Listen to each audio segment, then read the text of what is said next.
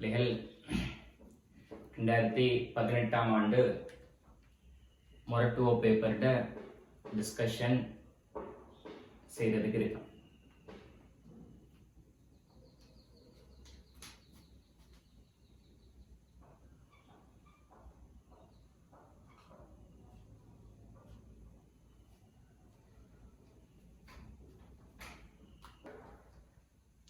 சரி, நம்ம முதலாவது கேள்வியை பார்ப்போம்.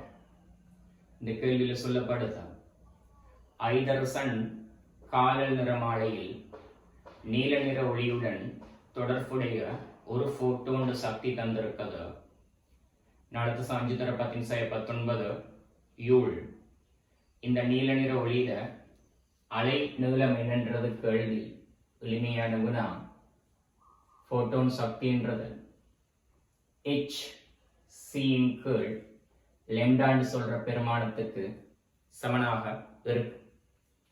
ஸோ இதுல லெம்டா எழுவாய் மாற்றம் செய்தால் h(c)ன் கீழ் ஒரு போட்டோனின் சக்தி என்று சொல்ற மாதிரி கிடைக்கும். ரைட். இங்க c சொல்றது அந்த குறிப்பிட்ட பதார்த்தத்துக்குரிய வேகமாக இருக்கும். குறிப்பிட்ட பதார்த்தத்துக்குரிய வேகமாக இருக்கும். இந்த இடத்துல அந்த பதார்த்தம் ஒரு மின்காந்த கதிராக இருக்குது. ரைட். மின்காந்த கதிர்கள் வார நேரத்துல அவற்றோட கதி 3×18 மீட்டர்/செகண்டாக இருக்கு. கதி 3×18 மீட்டர்/செகண்ட். h என்றது பிளாங்கின் மாறி. பிள்ளைகள் இந்த எம்சிக்கு ஆன்சர்ஸை பார்க்கிற நேரத்துல ஒவ்வொரு ஆன்சருக்கு இடையிலையும் பெரிய வீச்சுகள் இருக்கு.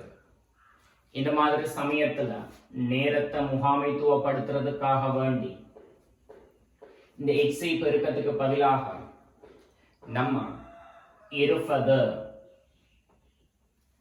தர 10⁻26 யூல் மீட்டர் என்ற பெருமானுக்கு பயன்படுத்தலாம். கிட்டத்தட்ட HC பெருக்கம் 20 தர 10⁻26 யூல் மீட்டராக இருக்கு. இன் கீழ் ஒரு போட்டோனின் சக்தி சொல்லப்படுறது தந்திருக்கிறார் 4.5 தர 10⁻19 யூல் தந்திருக்கிறார். இதை சுருக்குவதனூடாக உரிய ஆன்சர் உங்களுக்கு கிடைக்கும்.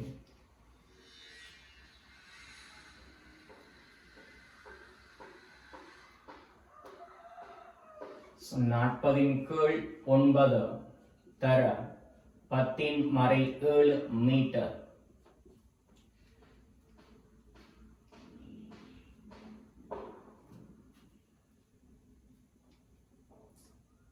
So 436. So ஆன்சர் வருது பிள்ளைகள் எப்படின்னு சொன்னால் 442 நானோமீட்டர் என்ற ஆன்சர் கிடைக்கும். இந்த கேள்விக்குரிய ஆன்சராக வருது. மூணாவது ஆன்சர் வருது.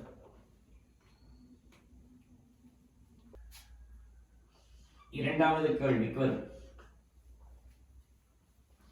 இரண்டாவது கேள்வியில சில மூலக்கூறுகள் தந்திருக்கிறாங்க. பொய்யான கூற்று எதுன்னு கேட்டு இருக்குது. முதலாவது ஆன்சர் ஒரே எண்ணிக்கையான பங்கீட்டு வலு புனைப்புகள் காணப்படுதுன்னு சொல்றாங்க. SO2ல 2 சிக்மா 2 பை இருக்கு. சோ இவங்க 4 பேர்லயும் பங்கீடு புனைப்புகள் எண்ணிக்கை சமானாகத்தான் இருக்கும். பிள்ளைகள் கட்டமைப்பு வரைஞ்சோண்டால் இலகுவாக ஆன்சர் எடுக்கலாம். இரண்டாவது, இம்மூலக்கூறுகள் யாவற்றிலும் மையானு அட்டக விதிக்கு அமைவதில்லை என்று சொல்லப்பட்டிருக்கிறது. அந்த கூற்று பிளபிளிகள் ஏன்னு சொன்னால் பாருங்க, CO2ல மையணு கார்பன் அட்டம விதியை பூர்த்தி செஞ்சிருக்கிறது. அதே போல CCl4ல மையணு கார்பன் அட்டம விதியை பூர்த்தி செஞ்சிருக்கிறது. SO2ல சல்பர் அட்டம விதியை பூர்த்தி செய்ய இல்லை. லூய் கட்டமைப்பு வரைஞ்சால் விளங்கும். HCFOலையும் செனன் அட்டம விதியை பூர்த்தி செய்ய இல்லை. SFOலையும் சல்பர் அட்டம விதியை பூர்த்தி செய்ய இல்லை. ஆனால் இங்கு அட்டம விதி பூர்த்தி செய்யப்பட்டு இருக்கு. இரண்டாவது கூற்று பிழையானது. மூணாவது கூற்று, எல்லா மூலக்கூறுகளிலும் இலத்திரன் சோடி கேத்திர கணித வடிவம் வேறுபட்டது. SO2க்கு போனீங்கன்னு சொன்னால் பிள்ளைகள் SO2ல இரட்டை பிணைப்புகள் 2 இருக்குது சல்பர்ல, ஒரு தனிச்சோடி இருக்குது. சோ 3 தள்ளுகை அலகுகள், எலக்ட்ரான் சோடிக்கு ஏற்ற கணித வடிவம் தளமுக்கோணம். CO2ல 2 இரட்டை பிணைப்புகள் மட்டும், ஆக நேர்கோடு. XCFOல பிள்ளைகள் 4 ஒற்றை பிணைப்புகள் இருக்குது செனன்ல, அதே நேரம் 2 தனிச்சோடி இருக்குது. 2 தனிச்சோடி இருக்கு. எனவே எலக்ட்ரான் சோடிக்கு ஏற்ற கணித வடிவம் என்ன? எண்முகியாக இருக்கு. CCl4ல கார்பன்ல 4 ஒற்றை பிணைப்புகள் மட்டும், நான்முகி. SF4ல சல்பர்ல 4 ஒற்றை பிணைப்புகளும் ஒரு தனிச்சோடியும் இருக்குது. அப்படின்னு சொன்னால் 5 தள்ளுகை அலகுகள். எனவே எலக்ட்ரான் சோடிக்கு ஏற்ற கணித வடிவம் முக்கோண இருகூம்பகம். சோ 5 மூலக்கூறுகளும் எலக்ட்ரான் சோடிக்கு ஏற்ற கணித வடிவத்தில் வேறுபடுது. சரியான கூற்று. 4வது, எல்லா மூலக்கூறுகளும் முனைவு பங்கீட்டு வலு பிணைப்பை கொண்டிருக்கு. எல்லா மூலக்கூறுகளிலும் இருக்கிற பங்கீட்டு பிணைப்புகள் எடுத்தீங்கன்னு சொன்னால் முனைவாக்க முடியதா இருக்கு. உனக்கு தெரியும், ஒரு பங்கீட்டு பிணைப்பு முனைவாக்க முடியதாக வேண்டும் சொன்னால் மின்னெதிர் வேறுபாடு இருக்க வேண்டும். சோ இங்க இருக்குது. சோ அனைத்து பங்கீட்டு பிணைப்புகளும் முனைவுடையதாக இருக்குது. 5வது, எல்லா மூலக்கூறுகளும் வேறுபட்ட வடிவத்தை கொண்டிருக்குது. அதுவும் பாருங்க பிள்ளைகள், சரியான வசனமாகத்தான் இருக்கு. நான் இங்க அந்த மூலக்கூறுகளோட கட்டமைப்பு வரைஞ்ச நேரத்தை வீணாக்க இல்ல, அது உனக்கு தெரிஞ்ச அடிப்படையான விடயம். ரைட். 3வது கேள்விக்கு வாங்க. ஒரு சேதனை சேர்வையில IUPAC பேரு இவ்வாறான ஒரு சேர்வை தரப்பட்டிருக்கு. இந்த சேர்வையின் IUPAC பேரை தான் கேட்டிருக்கிற. இந்த சேர்வையை பார்த்தீங்கன்னு சொன்னால் இந்த சேர்வையில ஆல்கஹால் சொல்ற தொழிற்படு கூட்டம் இருக்குது, ஆல்டிஹைடு சொல்ற தொழிற்படு கூட்டம் இருக்குது, அமைன் சொல்ற தொழிற்படு கூட்டம் இருக்குது, அமைடு சொல்ற தொழிற்படு கூட்டம் இருக்குது. சோ இந்த சேர்வையில 4 தொழிற்படு கூட்டங்கள் இருக்குது. இது ஒரு தொழிற்படு கூட்டமாக இருக்காது. கார்பன் கார்பன் இரட்டை பிணைப்பு ஒரு தொழிற்படு கூட்டம் இல்லை. சரி, இந்த 4 தொழிற்படு கூட்டங்கள்ல தொழிற்படு வலிமை கூடிய கூட்டம் அமைடு. எனவே உங்களோட பெயரோடு அமைடு சொல்லி முடிவடைய வரும். அந்த அடிப்படையில் பிள்ளைகள் முதலாவது ஆன்சர் வராது, 3வது ஆன்சர் வராது. முதலாவது ஆன்சர் வராது, 3வது ஆன்சர் வராது. அடுத்தது பிள்ளைகள், கார்பன் சங்கிலியை தெரிவு செஞ்சால் பிரதான தொழிற்படு கூட்டம் உள்ளடங்கலாக நீ கார்பன் சங்கிலி தெரிவு செய்யற நேரம் பிள்ளைகள் இதுவரைக்கும் வாரீங்க. இப்ப இந்த கார்பன் ஜங்ஷன்ல கீழ் நோக்கி போறதா நேரா போறதான்ற கேள்வி இருக்குது. இந்த இடத்துல பிள்ளைகள் நீங்க என்ன செய்ய போறீங்க பிள்ளைகள்? நேராக வாரீங்க. ரைட். சோ அந்த நேரத்துல இந்த கார்பன் நம்மட பிரதான கார்பன் சங்கிலியில் உள்ளடங்காத கார்பனாக இருக்குது. ஆக இவருக்குரிய பிரதியீட்டு கூட்ட பெயர் ஃபோமைன்னு சொல்லி வரும்னு படிச்சிருக்கிறீங்க. OH கூட்டம் சொன்னால் ஹைட்ரோக்சைடு படிச்சிருக்கிறீங்க. NH2 சொன்னால் அமைனோடு படிச்சிருக்கிறீங்க. ரைட். விளக்கம் என்றால் இவருக்கு விளக்கம் 1 2 3 4 5. ஆக இந்த விடயங்களை திருப்தி செய்கின்ற ஆன்சரா இருக்கிறது பிள்ளைகள். நம்மளுக்கு 2 அமைனோ 4 ஃபோமைன்ற மாதிரி ஆன்சர் வர வேணும். 5 hydroxy pent 3 ene amide. So answer பிள்ளைகள் 5வது.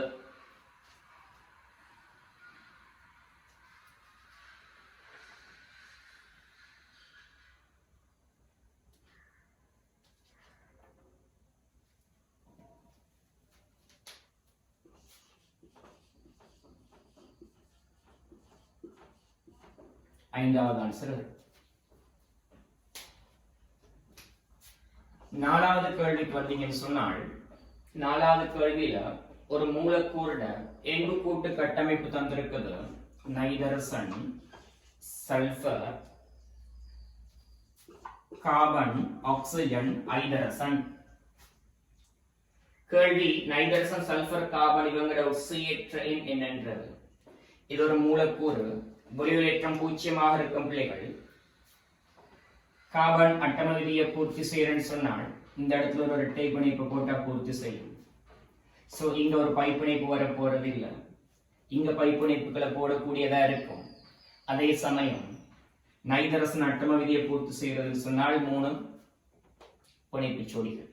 சோ நைதரசன்ல ஒரு தனிச்சோடி வரும், சல்பர்ல ஒரு தனிச்சோடி வரும், ஆக்சிஜன்ல 2 தனிச்சோடி வரும். சோ இதுதான் தரப்பட்ட அந்த மூலக்கூறுக்குரிய லூயி கட்டமைப்பாக இருக்கு.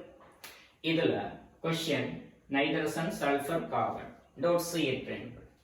நைதரசன் ஒட்சியேற்ற எண்கள் மறை 3 இருக்கும். சல்பர் ஒட்சியேற்ற எண் இங்கால +3, சோ +2 வரும். கார்பன் ஒட்சியேற்ற எண்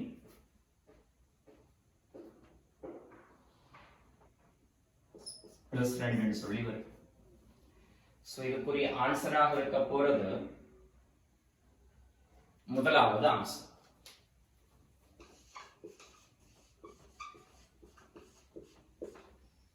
முதலாவது ஆன்சர் ரைட். ஐந்தாவது கேள்வி எடுத்தேன்னு சொன்னார்கள். ஐந்தாவது கேள்வியில சொல்லப்படுற விடயம் மின்னெதிர் தன்மை சம்பந்தமாக சில கூற்றுகள் சொல்றார். அந்த கூற்றுகள்ல சரியான கூற்று எதுன்றது கேள்வி. முதலாவது NO2 plus NO3 minus. NO2 plus சொன்னால் பிள்ளைகள் நைதரசன், இரட்டை பிணைப்பு ஆக்சிஜன், இரட்டை பிணைப்பு ஆக்சிஜன். ஆக்சிஜன்ல 2 தனிச்சோடி, நைதரசன்ல நேரேட். இது NO2 plus. அடுத்து NO3 minus என்றது நைதரசன், இரட்டை பிணைப்பு ஆக்சிஜன், ஒற்றை பிணைப்பு ஆக்சிஜன், ஒற்றை பிணைப்பு ஆக்சிஜன். இந்த ஆக்சிஜன் அணுக்கள மறையேற்றம், இந்த நைதரசன் அணுல நேரேற்றம். ஆக்சிஜன்ல இருக்கிற தனிச்சோடிகளை குறிக்க இல்லை. இவங்க 2 பேருக்கும் இடையில நைதரசன் மின்னெதிர் பெருமானம் வேறுபடுறதுக்கு காரணம் நைதரசன் அணு மீது இருக்கிற ஏற்றம் சொல்லி இருக்கிறார். பாரு, இந்த 2 நைதரசன் அணுவிலையும் ஏற்றம் சமனாக இருக்கு. சோ ஏற்றம் மின்னெதிர் பெருமானத்தை தீர்மானிக்கிற காரணியாக இருக்கா? ஏன்? இவர்ல ஏற்றம் உண்டு, இவர்லையும் ஏற்றம் உண்டு. இரண்டாவது CO2 CO3 2 minus. CO2 CO3 2 minus. இந்த 2 சேர்வைகளையும் கார்பனின் மின்னெதிர் பெருமானத்தை தீர்மானிக்கிற காரணியாக கார்பன் கலப்பாக்கம் இருக்குது என்று சொல்ற. இங்க பாருங்க, கார்பன் கலப்பாக்கம் sp, இங்க கார்பன் கலப்பாக்கம் sp2. சோ கலப்பாக்கம் வேறுபட்டபடியினால கலப்பாக்கம் மின்னெதிர் பெருமானத்தை தீர்மானிக்கிற காரணியாக இருக்கும். மூணாவது பிள்ளைகள் CF4 CCl4 CBr4.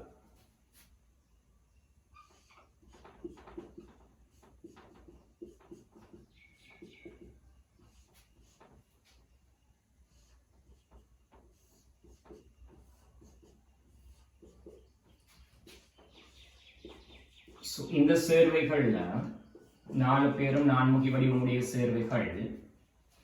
சோ இவங்களோட கலப்பாக்கம், கார்பன் கலப்பாக்கம் சமனா இருக்கு, கார்பன் மீதான ஏற்றம் 0 இருக்கு, கார்பன் ஒட்சியேற்றம் +4 இருக்கு.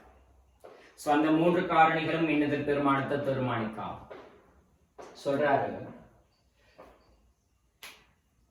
கார்பன் அணுவின் மின்னெதிர் இயல்பு வேறுபாட்டை கார்பன் அணுவின் ஒட்சியேற்ற நிலை வேறுபாடை பிரதானமாக தீர்மானிக்கலாம். இந்த 3 சேர்வைகளையும் பிள்ளைகள் கார்பன் அணுவோட ஒட்சியேற்றம் சமனா இருக்கு, +4 ஒட்சியேற்றம். சோ கார்பன் அணுவோட ஒட்சியேற்றம் இந்த சேர்வைகளோட மின்னெதிர் பெருமானத்தை தீர்மானிக்காது. நாலாவது ஆன்சருக்கு வந்து என்று சொன்னால் ClO 3- இரட்டை பிணைப்பு ஆக்சிஜன் O- இரட்டை பிணைப்பு ஆக்சிஜன் குளோரின்ல ஒரு தனிச்சோடி. இது ClO 3-. இதே போல ClO 4-. இவங்க ரெண்டு பேர்லயும் குளோரினின் மின்னெதிர் பெருமான வேறுபாட்டை தீர்மானிக்கிற காரணியாக கலப்பு இருக்குதுன்னு சொல்றாரு. இந்த ரெண்டு சேர்வையிலையும் குளோரின் கலப்பாக்கம் சமனாக இருக்குது. sp3 கலப்பாக்கத்தில் இருக்குது. ஆன்சராக வரா. ஐந்தாவது பிள்ளைகள் NH2-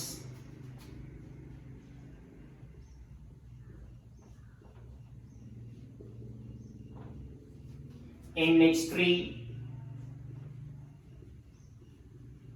NH4+ இந்த நாலு சேர்வைகளிலேயும் நைதரசன் அணுவின் மின்னெதிர் பெருமானத்தை தீர்மானிக்கிற காரணியாக ஒட்சியேற்ற நிலை வேறுபாடு இருக்குதுன்னு சொல்றாரு. இந்த சேர்வைகள்ல நைதரசன் ஒட்சியேற்ற பார்த்தேன்னு சொன்னால் இங்க நைதரசன் ஒட்சியேற்றில் மறைமூணு, இங்கேயும் மறைமூணு, இங்கேயும் மறைமூணு. ஆக நைதரசனின் ஒட்சியேற்ற எண் மின்னெதிர் பெருமானத்தை தீர்மானிக்கிற காரணியாக அமையாது. விளக்கமான ஒரு கேள்வி, கொஞ்சம் கூட கதைக்கிறார். ஆன்சர் என்ன? இரண்டாவது ஆன்சர்.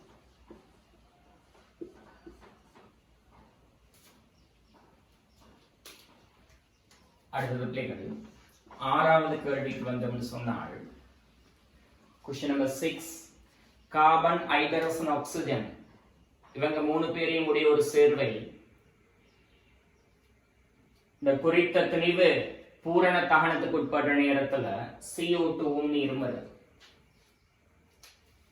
CO2வும் நீரும் கிடைக்குது. பூரண தகனம் அடைகிற நேரம் கிடைக்கிற CO2 110 கிராம், நீர் 45 கிராம். அப்படி சொன்னால் இந்த சேர்வையின் மூலக்கூட்டு சூத்திரம் என்ன கேட்டிருக்கு. கிடைக்கிற CO2 துணிவு 110 கிராம் சொன்னால் அதுல மூல எண்ணிக்கை 2.5 மூல். நீரின் துணிவு 45 கிராம் என்று சொன்னால் அதுல மூல எண்ணிக்கை 2.5 மூல். CO2 நீருடைய மூல எண்ணிக்கை சமனாக இருக்கிறது பிள்ளைகள். ஓகே, நான் காண போறது பிள்ளைகள் கார்பனினதும் ஐதரசனினதும் மூல எண்ணிக்கையை காணப்போறது. CO2 மூல எண்ணிக்கை 2.5 சொன்னா ஒரு CO2 ஒரு கார்பன் இருக்கு. தென் கார்பன் மூல எண்ணிக்கை அதே 2.5 மூலாக இருக்கு. நீரின் மூல எண்ணிக்கை 2.5 சொன்னாங்க. அங்க இருக்கிற ஐதரசன் மூல எண்ணிக்கை 5 மூலாக இருக்கு. சோ இந்த சேர்வையில பிள்ளைகள் கார்பனின் மூல எண்ணிக்கைக்கும் ஐதரசன் மூல எண்ணிக்கைக்கும் இடையிலான விகிதம் ஒரு கார்பனுக்கு 2 ஐதரசன் இருக்க வேண்டும். ஏன் கார்பன் மூல எண்ணிக்கை 2.5 சொன்னால் ஐதரசன் மூல எண்ணிக்கை 5. சோ ஒரு கார்பனுக்கு 2 ஐதரசன் இருக்க வேண்டும். இந்த கண்டிஷனை திருப்தி செய்யற ஆன்சரை பாரு. முதலாவது ஆன்சர் வராது, 2 வராது, 3 வராது, 4 வராது. 5வது ஆன்சர் மட்டும் தான் அந்த கண்டிஷனை திருப்தி செய்யும். சோ அந்த क्वेश्चनக்குரிய ஆன்சர் 5வது. ரைட். 7வது கேள்விக்கு வாங்க.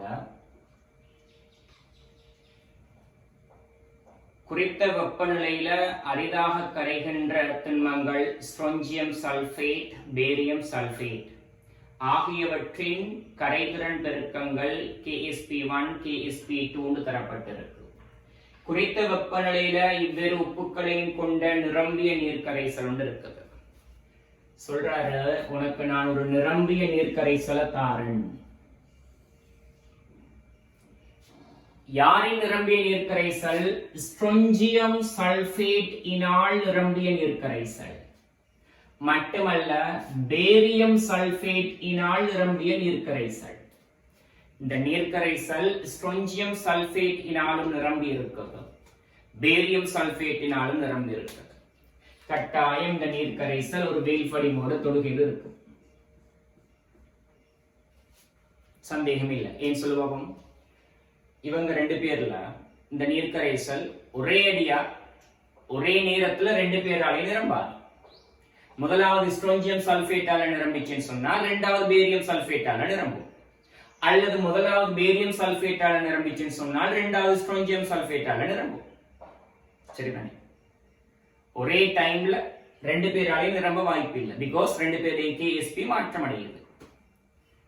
சரி, இப்ப சொல்லு, முதலாவது ஸ்ட்ரோஞ்சியம் சல்பேட்டால நிரம்பிட்டு இரண்டாவது பேரியம் சல்பேட்டால நிரம்புதுன்னு சொன்னால் கட்டாயம் தொகுதியில் ஸ்ட்ரோஞ்சியம் சல்பேட் வீழ்படிவா இருக்கு. சந்தேகம் இல்ல. முதலாவது பேரியம் சல்பேட்டால நிரம்பி இருக்கு, இரண்டாவது ஸ்ட்ரோஞ்சியம் சல்பேட்டால நிரம்புதுன்னு சொன்னால் கட்டாயம் பேரியம் சல்பேட்டோட வீழ்படிவு இருக்கு.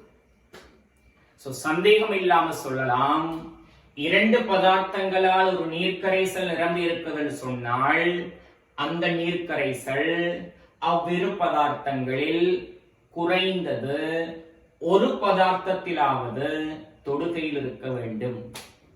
இதுல சந்தேகம் கிடையாது. சொல்றாரு நிரம்பி இருக்குதுன்னு சொல்றாரு. ஸ்ட்ரோஞ்சியம் 2+ aqueous,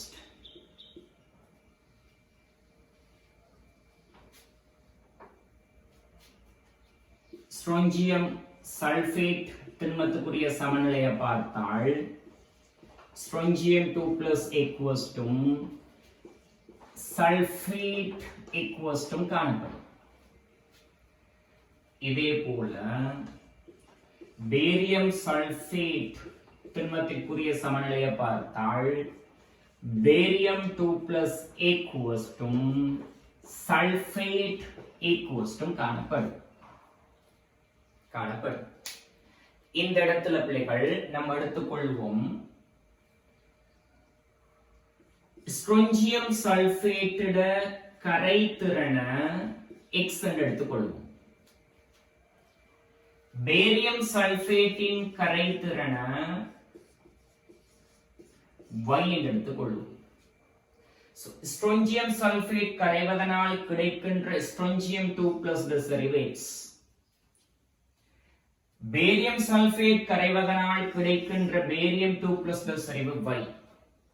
At the same time இந்த தொகுதியில சல்பேட் அயன்கள் ஸ்ட்ரோஞ்சியம் சல்பேட் கரைவதனாலும் கிடைக்குது, அது X, பேரியம் சல்பேட் கரைவதனாலும் கிடைக்குது, அது Y. சோ சல்பேட் அயன்களோட செறிவு பிள்ளைகள் X+Y இருக்கு தொகுதியில். ஓகே, இப்ப நம்ம அந்த ஸ்ட்ரோஞ்சியம் சல்பேட்டுக்குரிய KSP கோவை எழுதுவோம். அது அவர் சொல்றாரு KSP1 என்று சொல்றாரு. இது சமன் ஸ்ட்ரோஞ்சியம் 2+ செறிவு அது X, என் சல்பேட் அயன்களோட செறிவு அது X+Y. இதே போல பேரியம் சல்பேட்டோட KSP கோவை எழுதினால் KSP2 சமன் பேரியம் 2+ செறிவு Y and சல்பேட் அயன்களோட செறிவு X+Y. இங்க பிள்ளைகள் கேள்வியாக இருக்கிறது, தொகுதியில சல்பேட் அயன்களோட செறிவு என்ன, அதாவது X+Y இன் பெருமானம் என்ன? ரெண்டு பேரையும் கூட்டணி என்று சொன்னால் பிள்ளைகள் KSP1 plus KSP2 ரெண்டு பேரையும் கூட்டி பாரு, X+Y முழுவதன் வர்க்கம் கிடைக்கும், சல்பேட் அயன்களோட செறிவின் வர்க்கம் கிடைக்கும். ஆகவே சல்பேட் அயன்களோட செறிவு வர்க்கமூலம் KSP1 plus KSP2 கிடைக்கும். பிள்ளைகள் இது திருப்தி செய்யற ஆன்சர் நாலாவது.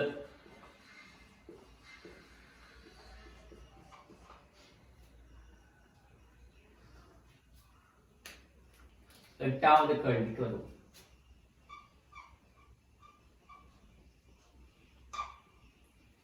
கந்தகத்தின் இரசாயனவியல் தொடர்பாக பின்வரும் கூற்றுகளில் தவறான ஒரு நெகட்டிவ் டைப் क्वेश्चन. முதலாவது கூற்று,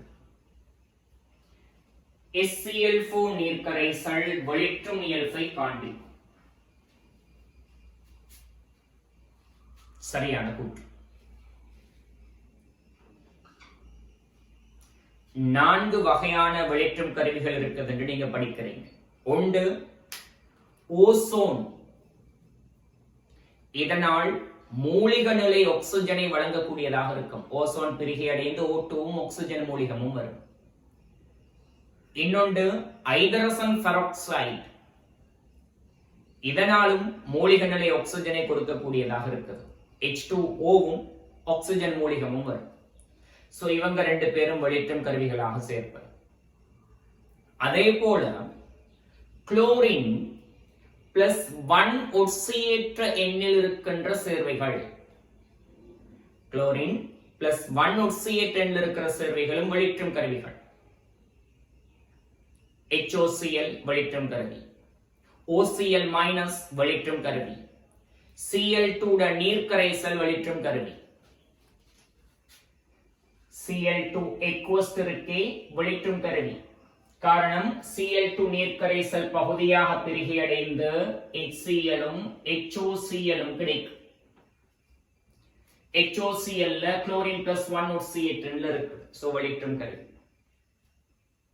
இந்த 3 வெளிற்றும் கருவிகளும் எவ்வாறு வெளிற்றல் செயற்பாட்டை செய்யும் சொன்னால், நிறமுடைய பதார்த்தங்களை ஒட்சியேற்றம் செய்வதனூடாக தனது வெளிற்றல் செயற்பாட்டை செய்யும். இவங்க 3 பேர். அதால இவங்க 3 பேருடையும் வெளிற்றல் செயற்பாடு நிரந்தரமானதுன்னு படிச்சிருக்கிறீங்க. இவங்க 3 பேருடையும் வெளிற்றல் செயற்பாடு நிரந்தரமானதுன்னு படிச்சிருக்கிறீங்க.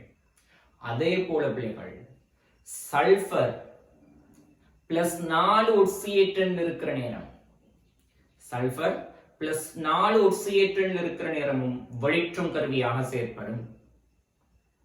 For the example, SO2 aqueous, இங்க தந்திருக்கிற SCl4 aqueous. SO2 aqueous ன்றது என்ன? H2SO3 aqueous. அடுத்தது இந்த H2SO3 ஆல கிடைக்கிற அயன்கள் SO3 2-, HSO3-. இந்த SO3 2- உடைய உப்புக்கள், எண்ணில் அடங்காத உப்புக்கள் இருக்கா, எழுதி கொண்டே போகலாம், முடிவில்லாமல் எழுதி கொண்டு போகலாம். Na2SO3 எழுதலாம், K2SO3 எழுதலாம், கால்சியம் சல்பைட் எழுதலாம். இதே போல HSO3- அயனையுடைய உப்புக்கள், எண்ணில் அடங்காத உப்புக்கள், எழுதி கொண்டே போகலாம். கண்டிஷன் என்ன? சல்பர் +4 ஒட்சியேற்றன்ல இருக்கும். சல்பர் +4 ஒட்சியேற்றன்ல இருக்கும். அது மட்டும் இல்ல, இன்னொரு ஸ்பெஷலான ஒருத்தர் இருக்கிற யாரு? SCl2 aqueous. ரிசோர்ஸ் புக்ல பார்த்திருப்பீங்க. இந்த SCl2 aqueous இருக்கே, இது இருவழி விகாரத்துக்கு உட்பட்டு மஞ்சள் நிற சல்பர் வேல்படிவு கிடைக்கும். SO2 வாயு வெளியேற்றம் இருக்கும். இது இருவழி விகாரத்துக்கு உட்படக்கூடிய SO2 கேஸ் கிடைக்கும், அல்லது என்ன H2SO3 aqueous கிடைக்கும். ஆக SCl2 aqueous கிளைம் பிள்ளைகள் சல்பர் +4 ஒட்சியேற்றனுக்குரிய விளைவை ஏற்படுத்துது. சோ இந்த சேர்வைகள் எல்லாமே சல்பரின் வெளிற்றும் கருவிகள். ரைட்? சோ முதலாவது கூற்று சரி. இந்த சல்பரின் வெளிற்றல் செயற்பாடு பத்தி கதைக்கிறேன்னு சொன்ன பிள்ளைகள், சல்பரின் வெளிற்றல் செயற்பாடு நிரந்தரம் அற்றது. ஒரு விடயம். இன்னொரு விடயம், சல்பர் நிறமுடைய பதார்த்தங்களை தாழ்த்தல் செய்வதனூடாக வெளிற்றல் செயற்பாட்டை செய்யும். இரண்டாவது விடயம். மூணாவது விடயம், சல்பரால் வெளிற்றப்பட்ட ஒரு பதார்த்தம் வளி உடன் தொடுகையுறுகின்ற பொழுது அது வளியில் உள்ள ஆக்சிஜனினால் ஒட்சியேற்றம் அடையக்கூடியதாக இருப்பதனால் மீண்டும் நிறமுடைய பதார்த்தமாக மாற்றமடையும். இந்த விடயங்கள் எல்லாம் நீங்க இன்ஆர்கானிக் கெமிஸ்ட்ரியில படிச்ச விடயம். ரைட்? சோ முதலாவது கூற்று சரியான கூற்று. இரண்டாவது கூற்றுக்கு வாங்க.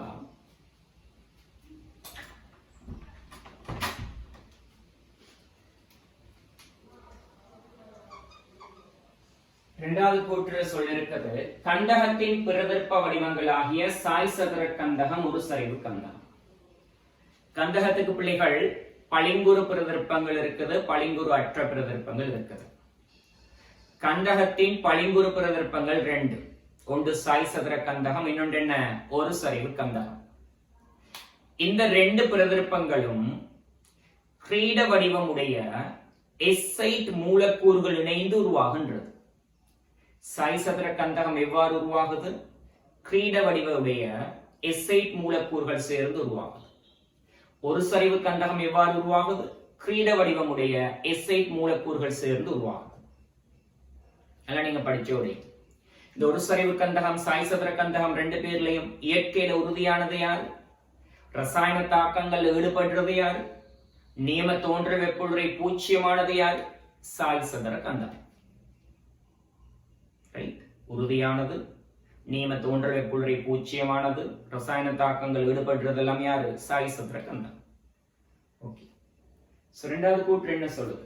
கந்தகத்தின் பிரதிருப்ப வடிவங்களாகிய சாய் சதுர கந்தகம் ஒரு சரிவு கந்தகங்களில் எஸ்ஐட் மூலக்கூறுகளின் அலகுகள் காணப்படுகின்றன. சரியான கூற்று. மூணாவது பிள்ளைகள்,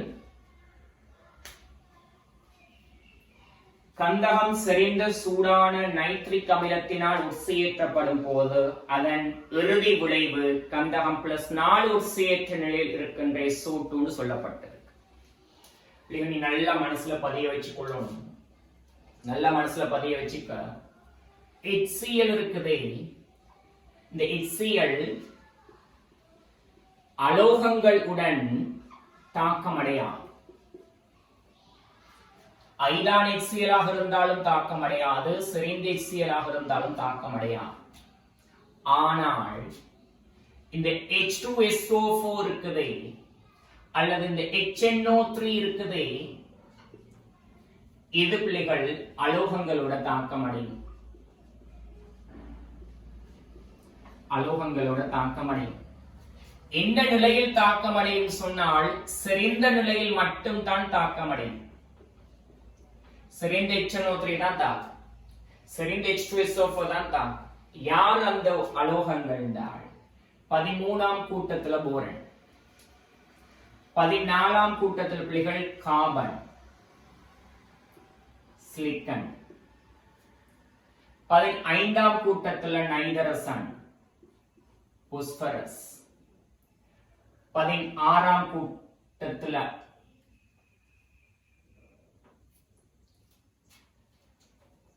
சாரி 15ஆம் கூட்டத்துல பாஸ்பரஸ் மட்டும், 15ஆம் கூட்டத்துல பாஸ்பரஸ் மட்டும், 14ஆம் கூட்டத்துல கார்பன் மட்டும், 15ஆம் கூட்டத்துல பாஸ்பரஸ், 16ஆம் கூட்டத்துல சல்பர், 17ஆம் கூட்டத்துல அயனின்.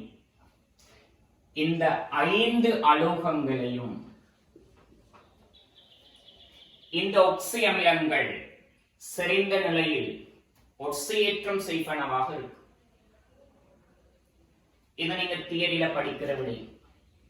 உதாரணத்துக்கு பிள்ளைகள், உதாரணத்துக்கு செறிந்த H2SO4 எடுத்தீங்கன்னு சொன்னால் இந்த செறிந்த H2SO4 தாழ்த்தப்பட்டு யாரு கிடைக்கும்? SO2 கேஸ் கிடைக்கும்.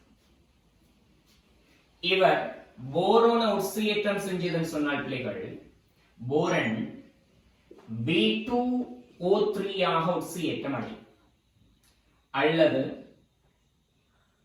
இவருக்குரிய ஒக்சி அமிலம் H3BO3 ஆக உட்சியேற்றம் அடையும். கார்பன் உட்சியேற்றம் அடைந்தால் CO2 ஆக உட்சியேற்றம் அடையும். இந்த இடத்துல அதுல ஒக்சி அமிலம் H2CO3 வராது. ஏன் வராது? நீங்க படிச்சிருக்கிறீங்க, H2CO3 விரைவாக வார நேரம் உறுதியற்ற. பாஸ்பரஸ் எடுத்தீங்கன்னு சொன்னால் பாஸ்பரஸ் பிள்ளைகள் கண் H2SO4 B2O3 ஆக உட்சியேற்றம் செய்யும். சாரி P2O3 பாஸ்பரஸ் உட்சியேற்றம் +3. அதுக்குரிய ஒக்சி அமிலம் யாரு வரலாம்? H3PO3 வரலாம். சல்பரை கண் H2SO4 பிள்ளைகள் SO2 ஆக உட்சியேற்றம் செய்யும். இந்த இடத்துல H2SO3 எழுதக்கூடாது. மீண்டும் அதே ரீசன். என்ன ரீசன்? H2SO3 விளைவாக வார நேரம் உறுதியற்றது. இறுகி அடைந்து SO2 கேஸையும் நீரையும் கொடுக்கும்னு படிச்சிருக்கிறேன். இதே போல பிள்ளைகள் அயடின் வந்துச்சுன்னு சொன்னால் அயடின் ஒட்சியேற்றப்பட்ட I2O3 கிடைக்கும், அல்லது அதில் ஒக்சி அமிலம் HiO2 கிடைக்கும். இது H2SO4வினால் ஒட்சியேற்றப்படுகின்ற பொழுது HNO3 சம்பந்தமா கேட்டிருக்கேன் பிள்ளைகள். ஸோ நீங்க வாங்க HNO3 இவர் பிள்ளைகள் ஒட்சியேற்றும் கருவியாக செயற்படுற நேரம் தான் யாராக மாற்றமடையும்? NO2 கேஸாக மாற்றமடையும். ரைட். இது பிள்ளைகள் போரனை B2O3 ஆக அல்லது H3BO3 ஆக ஒட்சியேற்றம் செய்யும். கார்பனை CO2 ஆக ஒட்சியேற்றம் செய்யும். பாஸ்பரஸை P2O5 ஆக ஒட்சியேற்றம் செய்யும், அல்லது அதில் ஒக்சி அமிலம் H3PO4 கிடைக்கும். சல்பரை SO3 ஆக ஒட்சியேற்றம் செய்யும், அல்லது அதில் ஒக்சி அமிலம் H2SO4 கிடைக்கும். அயடினை I2O5 ஆக ஒட்சியேற்றம் செய்யும், அல்லது அதில் ஒக்சி அமிலம் HiO3 கிடைக்கும். ரைட். இது தியரியில் இருக்கிற விஷயம். சோ क्वेश्चन என்ன சொல்லுது? கந்தகம் செறிந்த HNO3யினால் ஒட்சியேற்றப்படுகின்ற பொழுது அதன் இறுதி விளைவு கந்தகம் +4 ஒட்சியேற்ற நிலையில் உள்ள SO2 ன்னு சொல்லி இருக்குது. அந்த கூற்று பிழை. +6 ஒட்சியேற்ற எண்ணக்கூடிய SO3 கிடைக்கும், அல்லது என்ன H2SO4 கிடைக்கும். சோ மூணாவது கூற்று பிழை. நாலாவது கூற்று பிள்ளைகள் சல்பூரிக் அமிலத்தை விட பெராக்சி சல்பூரிக் அமிலம் உயர் ஒட்சியேற்றும் திறனை கொண்டிருக்கு. சோ இந்த பெராக்சி சல்பூரிக் அமிலம் சொன்னால் என்னன்னு நீங்க தெரிஞ்சிருக்கோம்.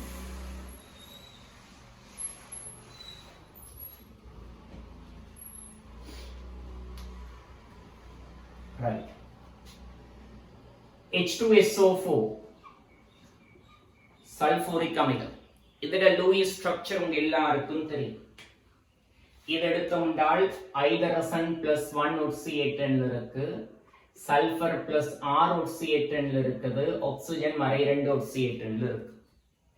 சோ H2SO4 ஒட்சியேற்றும் கருவியாக செயற்படக்கூடியது யார் சார்பாக?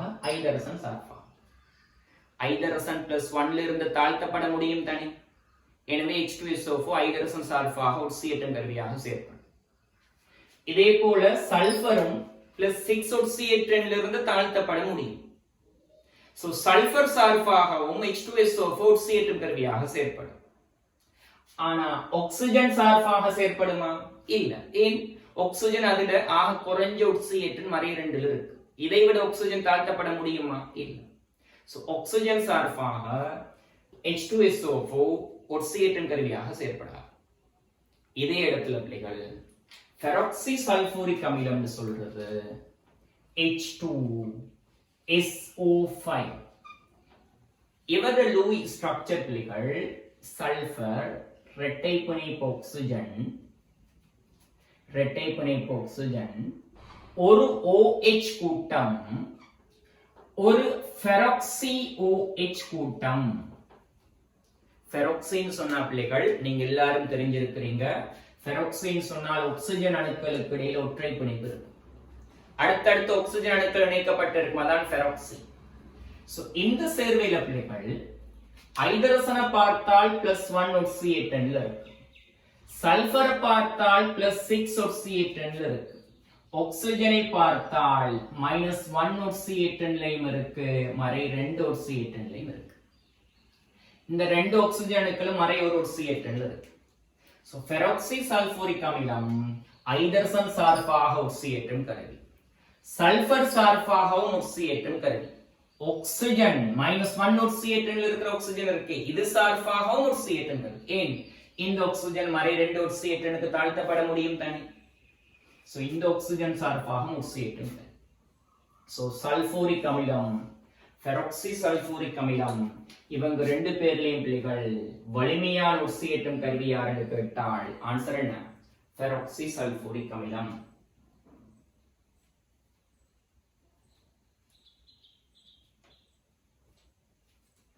அந்த கூற்று சரியானது.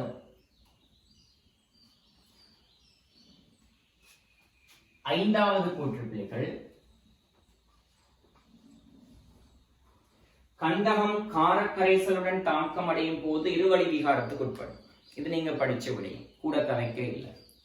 5 அல்லுலோகங்கள் கந்தகம், பொஸ்பரஸ், குளோரின், புரோமின், அயடின், இந்த 5 அல்லுலோகங்களும் காரநீர் கரைசலுடன் இருவழி விகாரத்துக்கு உட்படும் படிச்சிருக்கிறீங்க. அந்த அடிப்படையில சல்பரும் காரநீர் கரைசலுடன் இருவழி விகாரத்துக்கு உட்படும். சல்பர் தாழ்த்தப்பட்டு சல்பைடு வரும், அது சோடியத்தோடு சேர்ந்து Na2S வரும். இதே போல சல்பர் ஒட்சியேற்றப்பட்டு SO3 2- வரும், அது சோடியத்தோடு சேர்ந்து Na2SO3 வரும். இதான் கிடைக்கிற விளைவு. சோ என்ன பிழையான கூற்றுன்றது 3ஆவது.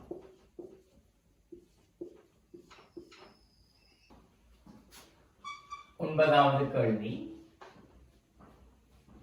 மெக்னீசியத்தின் வலுவளவு இலத்திரன் ஒன்றினால் உணரப்படும் பயன்படு கருவேற்றம் தொடர்பாக பின்வரும் கூற்றுகளில் சரியானது. Z effective சமன் என்ன? அணுவின் -3 விளைவு. அந்த அடிப்படையில் அவர் சொல்றாரு, முதலாவது அவர் சொல்ற விடயம் மெக்னீசியத்தின் வலுவளவு இலத்திரன் ஒன்றினால் உணரப்படுகின்ற திரையீட்டு விளைவுன்றது, பயன்படு கருக்க வச்சு விசைன்றது 12- ஒரு S என்ற பெருமானம் வச்சுக்க. அந்த பெருமானம் 12லும் குறைவாக இருக்கு. இது சோடியத்திலும் அதிகமானது. முதலாவது ஆன்சர். சோடியத்தின் வலுவளவு இலத்திரன் உணர்கின்ற பயன்படு கருக்கவர்ச்சி விசைன்றது பிள்ளைகள், சோடியத்துக்கு அணுவெண் 11 திரையீட்டு விளைவு. இந்த திரையீட்டு விளைவு S1 என்று சொல்றேன் பிள்ளைகள். இந்த S-க்கும் S1-க்கும் இடையில இருக்கிற தொடர்பு பிள்ளைகள் கிட்டத்தட்ட சமம். ஏனென்றால் சோடியமும் மெக்னீசியமும் ஒரே ஆவர்த்தன மூலகங்கள். ஒரே ஆவர்த்தன மூலகங்களுக்கு இடையில திரையீட்டு விளைவில் ஏற்படுற அதிகரிப்பு மிகச் சிறிய அதிகரிப்பா இருக்கு. S-ஐயும் S1-ஐயும் கம்பேர் பண்ணினால் S1-ஐ விட கொஞ்சம் பெருசு S-ன்ற. Sodium, magnesium, aluminium, silicon, phosphorus, sulphur, chlorine, argon போற நேரத்துல இந்த திசையில பிள்ளைகள் திரையீட்டு விளைவு அதிகரிக்குது. இந்த திரையீட்டு விளைவு அதிகரிப்பு மிகச் சிறிய ஒரு அதிகரிப்பாக இருக்கும் இந்த திசையில. அதே நேரம் இந்த திசையில அணுவெண் அதிகரிக்குது. அணுவெண் அதிகரிப்பு பெரிய அதிகரிப்பா இருக்கு. அணுவெண் என்றது 1 பெருமானத்தால் அதிகரிக்குது. சோடியத்துக்கு 11, மெக்னீசியத்துக்கு 12, ஒரு யூனிட்டால கூடுது. ஆனா திரையீட்டு விளைவு தசமதானத்தால கூடுது. திரையீட்டு விளைவு ஏற்படுற அதிகரிப்பு மிகச் சிறுசா இருக்கு. அணுவில் ஏற்படுற அதிகரிப்பு மிக பெருசா இருக்கு. ஆக மெக்னீசியத்துல வலுவளவு இலத்திரன் உணர்கின்ற பயன்படு கருக்கவர்ச்சி விசையை விட சோடியத்துல வலுவளவு இலத்திரன் உணர்ற பயன்படு கருக்கவர்ச்சி விசை குறைவாத்தான் இருக்கு. 2வது +1 சமனானது. அதுக்குள்ள 12 விட குறைய +1 சமன்ன்றது 12 சமனானது புல.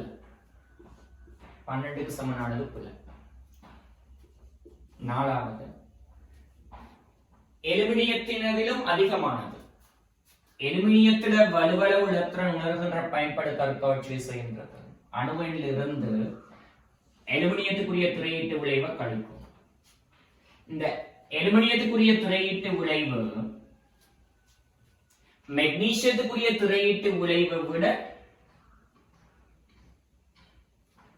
என்னது பெருசா இருக்கு. ஆனா கொஞ்சம் தான் பெருசா இருக்கு. ஆனா அணுவெண் ஒரு யூனிட்டால மாறி இருக்குது. மெக்னீசியத்தில் வலுவளவு இலத்திரன் உணர்கின்ற பயன்படு கருக்கவர்ச்சி விசை அலுமினியத்தில் வலுவளவு எலக்ட்ரான் உணர்கின்ற பயன்படு கருக்கவர்ச்சி விசையை விட குறைவாகத்தான் இருக்கும். ஒரு அதிகமானதுன்னு சொல்றாரு பிள்ளையான். ஐந்தாவது +24 சமனானது, அதுவும் கொள்ளும். ஆன்சர் என்ன பிள்ளைகள்? சோடியத்திலும் அதிகமானதுதான் ஆன்சரா இருக்கு. முதலாவது ஆன்சர்.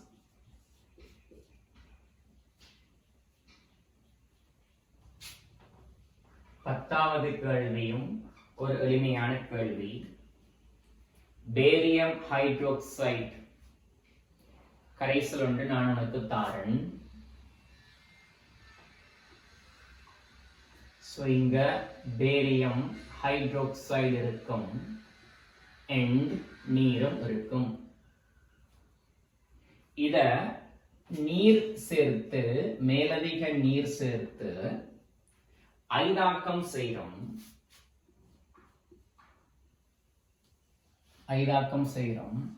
மீண்டும் பேரியம் ஹைட்ரோக்சைடு நீர் கரைசல் உருவாகுது.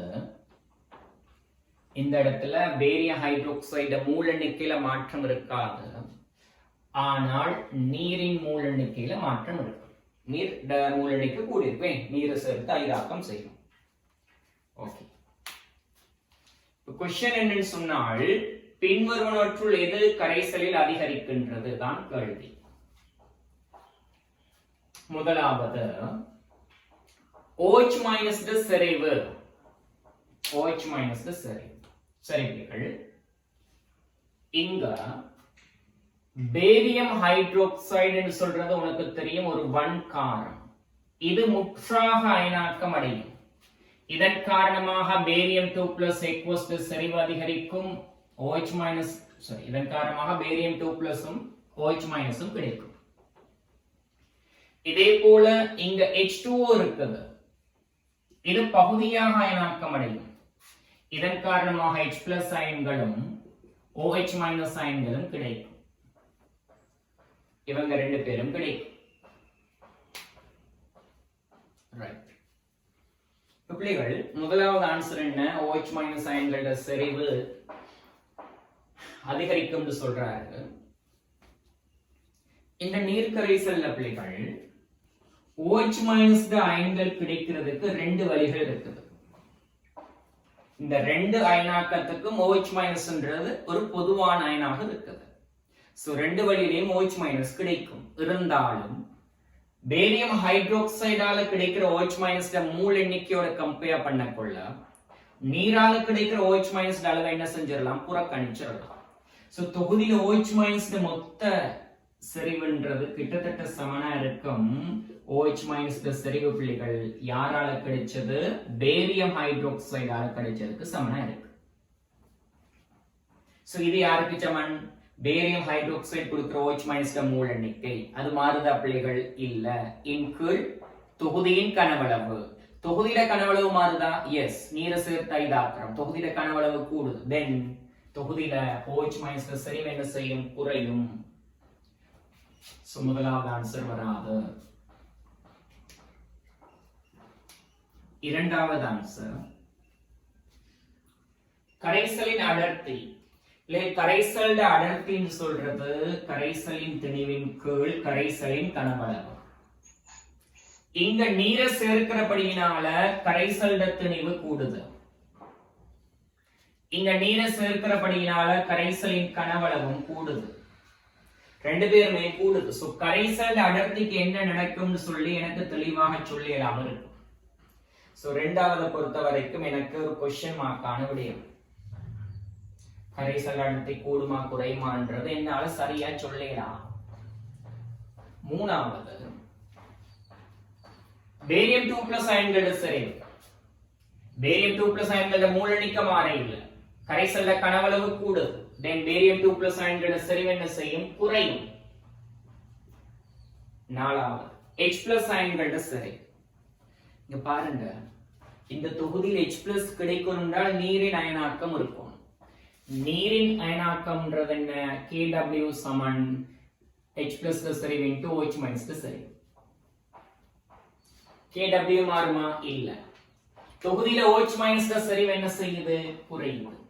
தொகுதியில OH மைனஸ் செறிவு குறைஞ்சால் H பிளஸ் செறிவு என்ன செய்யும்? அதிகரிக்கும். சோ நாலாவது சரியானது.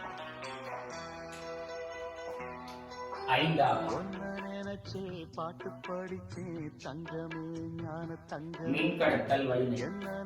பாருங்க பிள்ளைகள், அயன்கள் ஐதாக்கப்படுது. சோ அயன்களோட செறிவு குறையுது. செறிவு குறைந்தால் மின்கடத்தல் திறன் குறையும். So question answer நாலாவது.